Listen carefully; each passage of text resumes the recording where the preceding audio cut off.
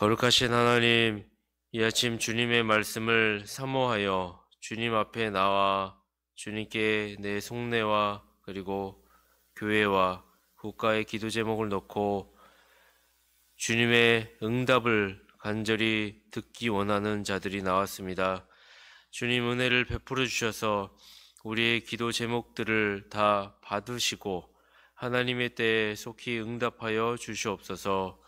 주님, 우리의 삶이 인간의 뜻대로 되지 않음을 고백합니다. 내 자신의 강팍함과 완악함, 순종을 요구하시는 주님의 말씀 앞에 내 의지의 강함, 그것을 하기를 꺼려하는 본성, 날마다의 죄와의 싸움 속에서 인간의 연약함과 타락함을 보게 되고 주님을 의지하지 아니하면 이것을 이겨낼 수 없음을 고백합니다. 우리 사회를 돌아봅니다. 내 뜻대로, 인간 뜻대로, 우리의 사상과 이념대로 되지 않는 사회를 보게 됩니다. 주님의 통치하심의 모든 것을 의탁합니다. 주님의 나라와 주님의 뜻이 이 땅에 구현되도록 우리를 도구로 사용하여 주시고 믿는 자들을 사용하여 주시옵소서. 이 아침 우리의 기도 제목을 담아 주님께 나아가오니 주님 응답하여 주시옵소서. 우리 구주 예수 그리스도의 이름으로 기도합니다. 아멘. 주님은 산상설교를 마치시고 그리고 난 후 여러 가지 기적들을 보여주셨습니다. 특별히 8장에서는 앞서 나병 환자를 고치셨고 그 다음 백부장의 하인의 중풍병을 고치셨습니다. 그리고 오늘 본문에는 베드로의 장모님의 열병을 고치는 것을 보게 됩니다. 이후도 여러 병든 자들을 고치셨죠. 주님은 산상설교를 통하여 논리, 이론으로만 복음이 이론으로만 된 것이 아니라 능력이심을 실제 자신이 병을 고침을 보여주심으로써 본인이 하나님이심을 증거하고 계십니다. 주님이 공생의 기간 병든 자들을 여러 번 고치셨는데 특별히 오늘 8장에 산상설교 이후 병 고치는 자들이 이어서 나오는 것을 보게 될 때 주님께서 병 고치는 사역을 통하여서 어떤 의미를 부여하셨다라고 생각을 하게 될 때 이것이 무슨 의미인지 살펴보고 마치려고 합니다. 첫째로 주님은 동정심이 극진하신 사랑의 하나님이심을 우리에게 보여줍니다. 오늘 단락은 두 개의 내용을 보여줍니다. 하나는 베드로 장모의 열병을 치료하신 예수님이시고 또 하나는 귀신 들린 자와 병든 자를 고치신 내용입니다. 먼저 주님은 베드로와 그의 장모의 집에 방문하셨죠. 베드로는 결혼한 사람이었습니다. 주님의 지상 사역 기간 동안 베드로는 장모님과 아내와 함께 살고 있었던 것으로 보입니다. 아마도 그날 주님이 베드로의 집에 방문한 것은 초대를 받았거나 아니면 장모님의 열병으로 인하여 병문안을 했었던 것일 겁니다. 주님은 그의 집에 들어가자 베드로의 장모님이 열병으로 앓아 누운 것을 보았죠. 그리고 곧 그녀의 손을 만지셨습니다. 그러자 바로 열병이 떠나가고 장모님이 일어나서 예수님의 수종을 들은 것입니다. 그리고 또 하나의 단락은 사람들이 귀신 들린 자를 주님께 데리고 오자 귀신이 떠나갔고 병든 자를 데리고 오자 그의 병이 깨끗이 낫게 되었습니다. 마태는 8장 앞부분에 분명히 나병 환자를 고쳤고 그 다음에 중풍병자를 고쳤습니다. 그리고 오늘 본문에서 베드로 장모님의 열병을 고쳤고 그 다음에 이후 두 번째 단락에서 병든 자들을 고쳤다라고 치료하는 일들을 보여주었습니다. 이러한 일련의 4가지 정도의 사건 속에서 주님은 사람의 어떠한 거절도 하지 않으셨음을 보게 되죠. 불쌍한 자들을 보시고 넘어가시지 않으셨습니다. 그들을 향하여 동정심을 가지고 계셨습니다. 나병 환자를 보시며 그에게 손 내매시고 주님께서 이렇게 얘기하시죠. 내가 원하노니 네가 병 낫기를 내가 원한다라고 말씀하셨죠. 중풍병자를 보시면서도 주인이 그가 몹시 괴로워합니다 라고 이야기를 했더니 내가 가서 고쳐오겠다 이렇게 얘기를 하셨죠. 베드로의 장모의 열병도 심한 병이었습니다. 평행 본문 누가복음 4장에 보면 누가는 베드로의 장모님이 중한 열병에 붙들렸다고 표현하고 있습니다. 붙들렸다라는 것은 포위되었다라는 것, 억압받고 있다라는 표현입니다. 주님은 베드로의 장모를 보시자마자 그녀가 열병에 억압받고 포위되었다, 힘들게 괴로워하고 있다라는 것을 아시고 곧바로 그녀의 손을 만지시고 병을 치료해 주셨습니다. 우리는 주님의 하나님이라고 하는 그 막연한 하나님에 대하여서 생각을 할 때 처음 신앙생활을 하거나 이단에 빠진 사람들이 하나님의 공의에 율법에 대한 진노, 죄를 지적하시고 진노하시는 하나님으로 너무 오해를 해서 무언가 자신 안에 있는 율법에 근거하여 죄가 드러나게 됐을 때 그 부끄러움과 두려움을 너무 과하게 인식을 하고 해석을 함으로써 율법적인 삶 가운데 율법의 노예가 되어 헤어나오지 못하는 경우가 있음을 보게 됩니다. 그러나 주님은 공의의 하나님만이 아니시라 극진히 연약한 자들의 아픔을 아시고 그 택자의 아픔을 아시고 동정심이 많으신 분이심을 우리는 보게 됩니다.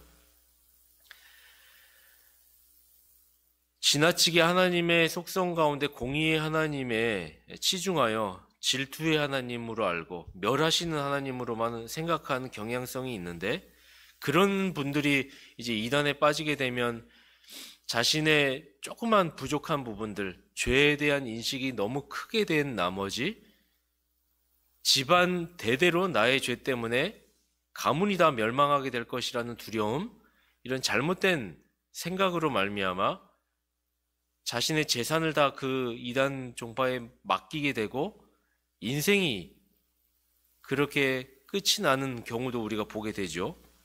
그리고 실제 생활 가운데에서도 하나님의 공의에 대하여서 지나치게 생각을 많이 한 분들은 물론 우리는 이제 원리적으로 하나님의 공의 앞에 죄가 깨우침이 될 때 죄를 고백하고 그리스도를 붙드는 자들이 사랑의 하나님의 은혜를 입게 되는 것이 맞지만 그러나 회개에 대하여서 편중하여서 편향되어서 죄에 대한 억압으로 말미암아 사랑의 하나님에 대한 인식이 더디어서 머리를 감싸 안고 자신의 죄에 대해 너무 심각하게 고민한 나머지 해방에 대한 은혜를 경험하지 못할 수가 있다는 것입니다. 우리는 분명히 알 것이 주님께서는 하나님의 길을 이루러 오신 하나님의 성품을 균형 있게 가지신 분이시다라는 것이죠. 그래서 누구보다도 연약한 자들의 긍휼을 베푸시기를 원하고 동정심이 많으신 주님이십니다. 주님은 어느 누구도 회개하여 주님 나라에 가기를 원하시지 회개치 않고 지옥불로 빠지기를 원하시는 분이 아니시라는 것이죠. 그래서 사람의 아픔과 괴로움, 절망을 보실 때 그들이 이것을 호소할 때 즐거워하지 않으십니다. 무엇보다 자녀의 고난, 환난, 병에 대하여 아파하시며 슬퍼하심으로 이것을 요청하였을 때 곧바로 내가 원하노니 내가 손을 대서 고쳐주시길 원하시는 분이심을 우리는 알아야 할 것입니다. 다만 하나님의 때가 아니기에 바로 고쳐주시지 않으실 때가 있겠죠. 다만 신자는 그 시기를 인내해야 할 것이지 하나님께서 자녀를 골탕 먹이시거나 자녀가 아파하는 것을 즐거워하는 분이 아니심을 우리는 알아야 하겠지요. 둘째로 우리는 주님의 병 고치는 사역을 통해서 구속사적인 의미를 발견할 수 있습니다. 16절, 17절에 보면 저물매에 사람들이 귀신 들린 자를 많이 데리고 예수께 오거늘 예수께서 말씀으로 귀신들을 쫓아내시고 병든 자를 고치시니 이는 선지자 이사야로 하신 말씀에 우리 연약한 것을 친히 담당하시고 병을 짊어지셨도다 함을 이루려 하심이더라. 우리는 16절에서 주님의 병 고치는 사건을 보고 난 후 17절에서 이것이 선지자 이사야의 말씀을 이루려 한 것이었다라는 구절을 보게 됩니다. 무슨 의미일까요? 마태는 주님이 병을 고치신 사건이 이사야 선지자로 하신 말씀에 우리 연약한 것을 친히 담당하시고 병을 짊어지셨다 함을 이루려 하심이라고 말하고 있습니다. 우리는 다음과 같이 의문이 생길 수가 있죠.